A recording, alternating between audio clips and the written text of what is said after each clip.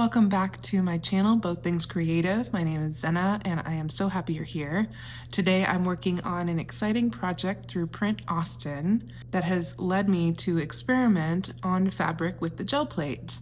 I've picked up some tips along the way that I would love to share with you, so let's get started.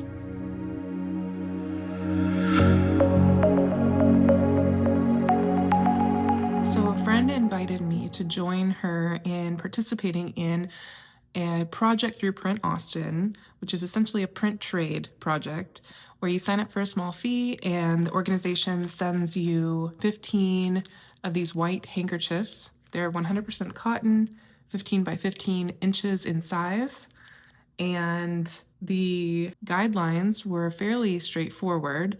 Really, they didn't define printmaking, although I have a feeling most of the participants and artists will be working in a more traditional method.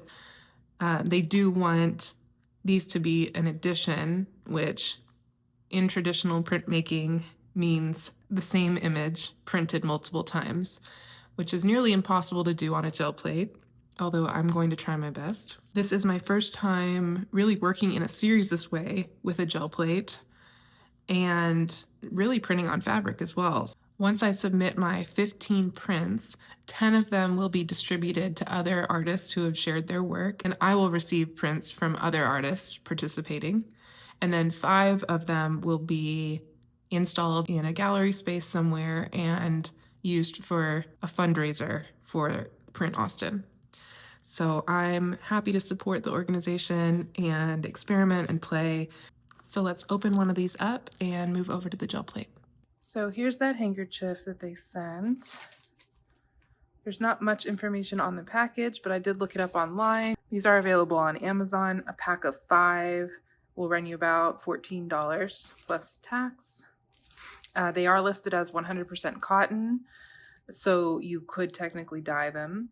Although another friend did a test on them, and it does look like maybe the thread on the outside is a poly, which will not dye, so just keep that in mind. You'll see that white thread, even though the fabric itself might accept the dye and change colors. So first step here is I'm going to iron the folds out of the handkerchief. Getting the creases out of the fabric will allow it to fully connect and lay flat on the gel plate and allow the paint layers to dry and adhere to the fabric completely.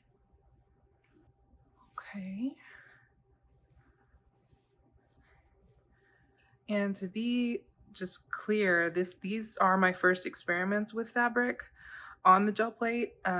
I would definitely suggest a tighter weave fabric, which essentially means it's very smooth. You can't really see the weave and the texture of the fabric. If you had a lot of loose thread or thicker thread than these handkerchiefs, I don't think the fabric would really lay flat on the gel plate and be able to lift up your entire print in the end. So a really tight weave fabric like this is ideal. Okay, I'm going to put this off to the side. Get my 12 by 12 gel plate. I have been working with these hawks. One parameter of the project is to create 15 identical prints, which is hard to do on the gel plate. I think they'll still accept my version. And I'll edition them, I guess, as a varied edition, but I'm going to try and make them as similar as possible. So I'm going to start with these hawks that I printed out. These are inkjet prints on a glossy business paper. Many glossy photo papers don't work. I will link to this specific brand in the description below.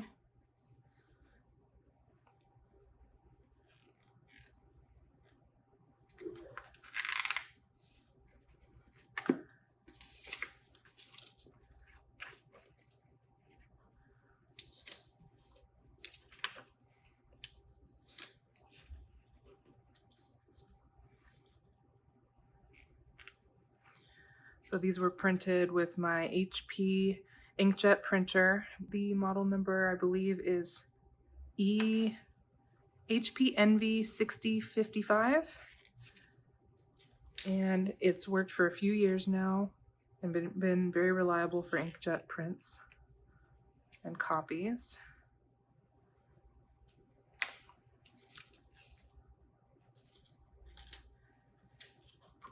Now I'm going to cut some of these hawks out.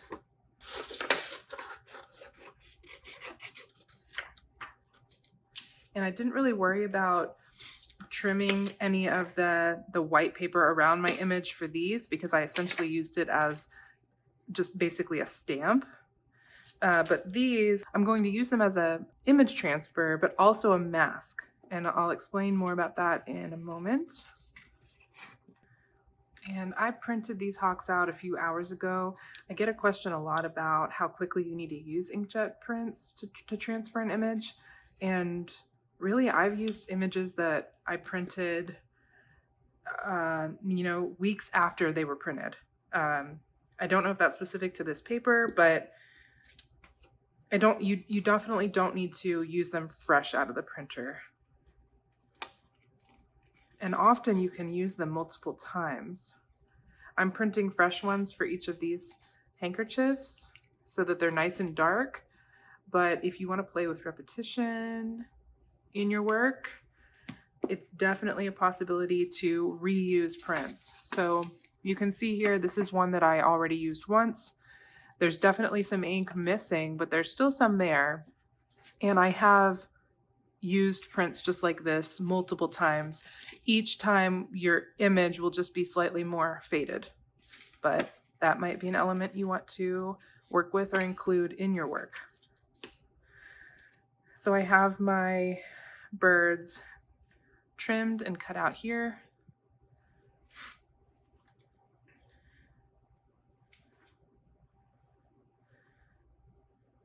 I'm going to place them on my plate. And just like that. And I'm going to leave those down while I put my first layer of paint down on the plate. And what that's going to do is leave these areas of the plate open so that my next layer of paint will be the one that you see in the final print. And it's a great way to create a little variation in your prints, focal point, and I love working that way. I'm going to start with some red.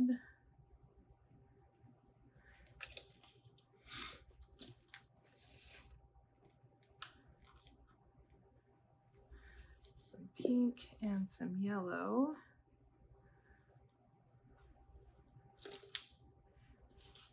Maybe a little bit of parchment in here.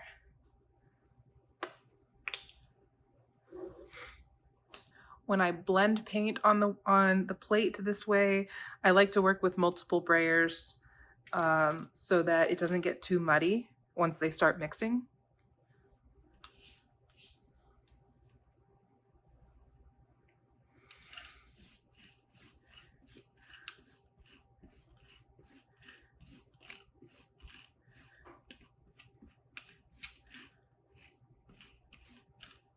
That's already getting a little muddy. I'm gonna switch over and add a little bit more pink in here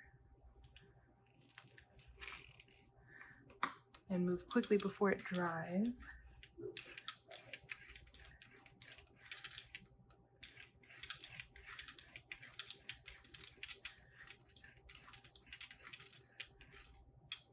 Come back in with yellow.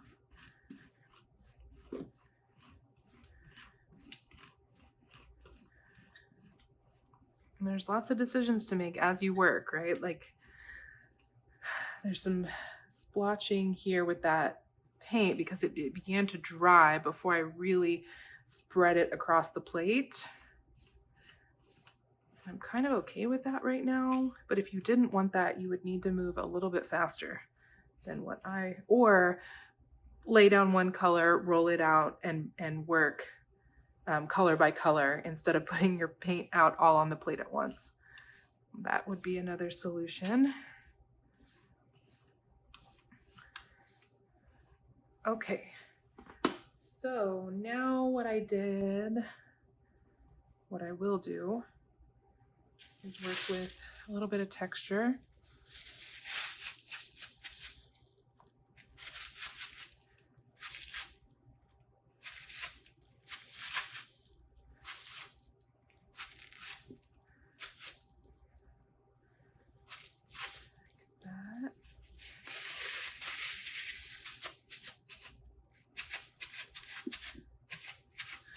Just to add a little bit of interest in the back here.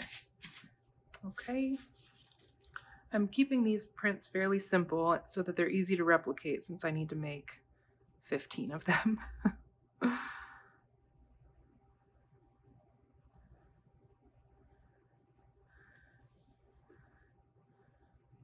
And another neat thing about this project is they're going to display some of the prints, but they're also going to take 5 and do kind of an art exchange. So I'll submit 5 of these prints on the handkerchiefs to Print Austin, and they'll distribute them to 5 random artists that participated, and then I will get 5 prints from other artists also, which I'm very excited about. So that is what I mean by masking.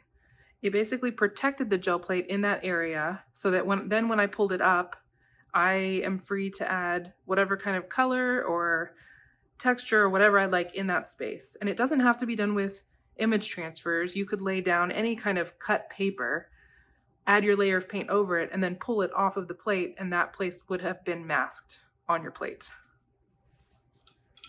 Okay, I'm gonna add my final layer.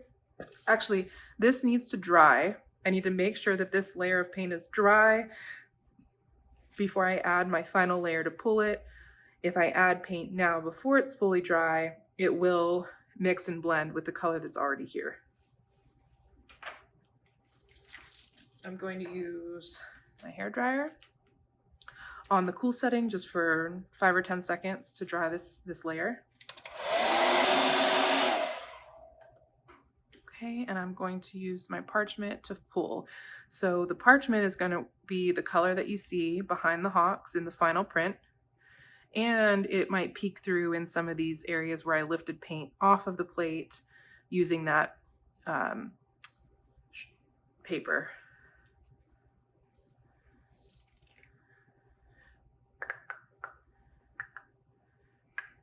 An important tip when working on fabric, especially a really light fabric like these handkerchiefs, is to keep your layers really thin and smooth.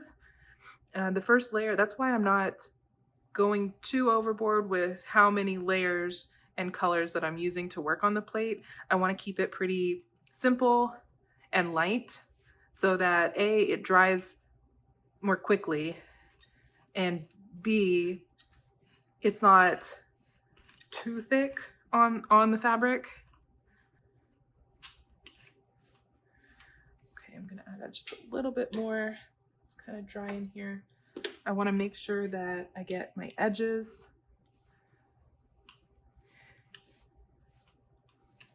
I feel that when I don't fully get paint on the edges of the plate, that's when I run into issues pulling the final print.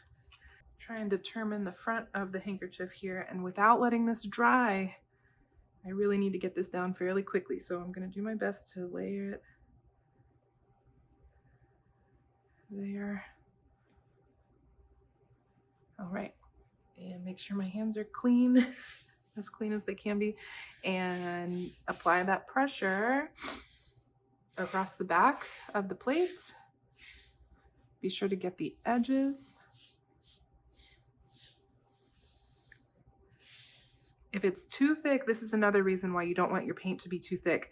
I've had it come up and seep through the fabric, which maybe in the end is not a huge deal. But I feel like if it's uneven or too thick, it's gonna take longer to dry, and maybe be a little bit more inconsistent so that when you're pulling your final print, some will pop up and some will maybe tear your paint or stay adhered to the plate and not come up with a clean pull. So just make sure the entire handkerchief is making contact with the plate. Okay, and now we wait.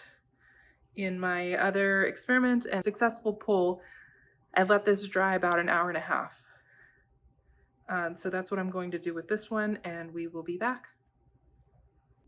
Okay, I've actually left this here a lot longer than an hour and a half, just to be perfectly transparent with you. I just left the house to do other errands, and it's probably been more like 5 hours. But I did do another test before I started filming this video, and I followed the same steps, and I left that one about an hour and 15 minutes, and it pulled just fine.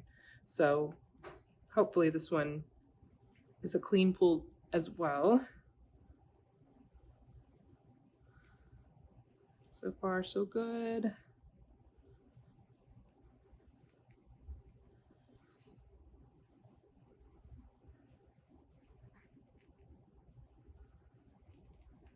Okay, looks pretty good. There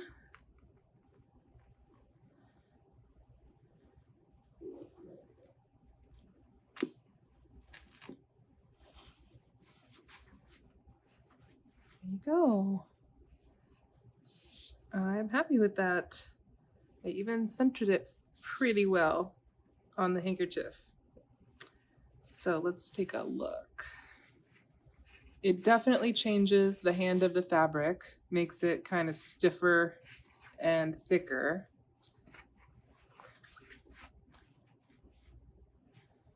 Here's some of that texture of the, so this was the first texture I laid down, and you can see that here.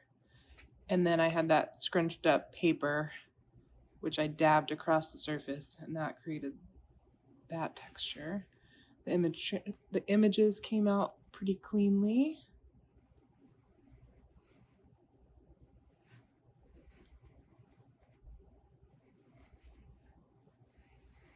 And I love it. So final thing I'd like to talk about with using the gel plate on fabric is setting the paint so that you can wash the fabric if you need to, so that your print will be long lasting and durable, right? So the first step to that will be to heat set the fabric by ironing on the back of your print. So I actually have already run this through my washing machine. We'll talk about that in just a moment. But before I did that, I turned the print over after I pulled it and ironed the back of it. And what that will do is heat set the paint onto the fabric. I don't know the chemistry of why that works. I can do a little bit more research on that, but it works. And so I applied just, a few minutes of ironing, maybe a minute of ironing to the back side of my print to heat set the paint onto the fabric. And that should work on any fabric that you've printed onto, any fabric that can be ironed.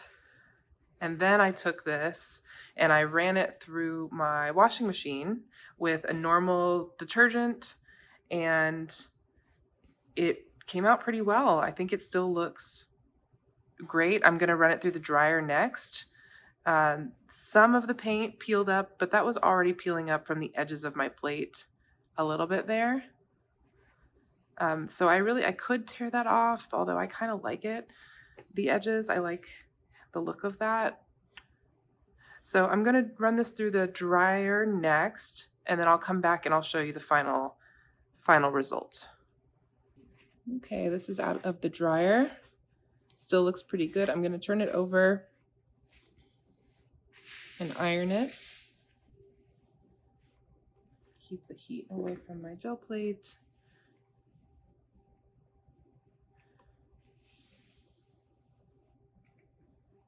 Actually, I'm going to try some steam.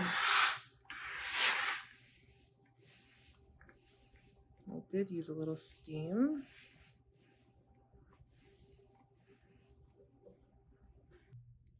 Okay.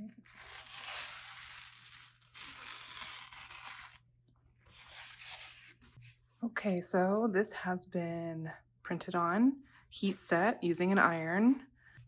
I turned it over and ironed it just for a few minutes. Full disclosure, I went back and read a little bit more about heat setting online, and for best results, people recommend waiting 24 hours after you pull your print to then heat set it and wash it if you are going to wash it. I only waited maybe 30 minutes before I heat set this, and it seems to have done just fine, but I do want to share that information in case you're working on different fabric or in a different environment. That might be a factor in having a durable finished product. So I heat set this. I washed it in my regular washing machine with standard normal detergent on a regular cycle. I didn't even do gentle or switch up my cycle at all. And then I dried it in the dryer. And at that point, the fabric itself was a little scrunched up, but then I was able to iron it again on the back, and it is smooth and crisp and beautiful. And the inkjet images, I think, were well maintained. They didn't lighten or alter in any way. And I'm pretty happy with the results. I did notice that the ink was getting low on my printer with these images that I printed, although I do think they're fairly dark and rich, and I'm happy with them. I did want to show a few other examples since I'm making so many of these. This is one that I'm not particularly happy with, but I was experimenting with using the inkjet images that I printed multiple times. So these faint hawks down here are so faint because of two factors. One, they are the same image stamped twice, essentially. So I laid it down on one gel plate, pulled it up. That's when I get my dark, rich image. And then I used it again on a new plate. And there was less ink on my paper, so there was less ink to transfer, and it's just a fainter image. And I probably won't include this one in my edition, but it was a good experiment. And then here is one where I printed this image right after putting a new ink cartridge in my printer. And it's even darker and richer than these images here. Okay, let's see if I can show you these side by side. So there's the fresh print with new ink in my printer. And here's one that I did, my original one. And really, these two are fairly close. But as I went on, see even these, as the ink was beginning to get lower and lower in my printer, the quality of my transfers just began to kind of deteriorate. Even though I do want to say that my printer was not warning me that it was low on ink yet.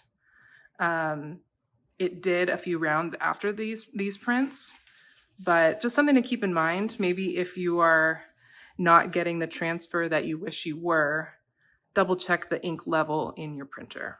So these are by far my best transfers, cleanest and crispest. Most crisp? I don't know. Anyway, thanks for being here with me today. I think next I'll try this on a t-shirt for one of my daughters. And if you try this at home or in your studio, I would love to see what you do. So if you got something out of this video, I would very much appreciate you subscribing, hitting the little bell icon so that you're notified when I post, and maybe sharing the video with a friend. As I'm growing my channel, it means a lot. Thank you so much.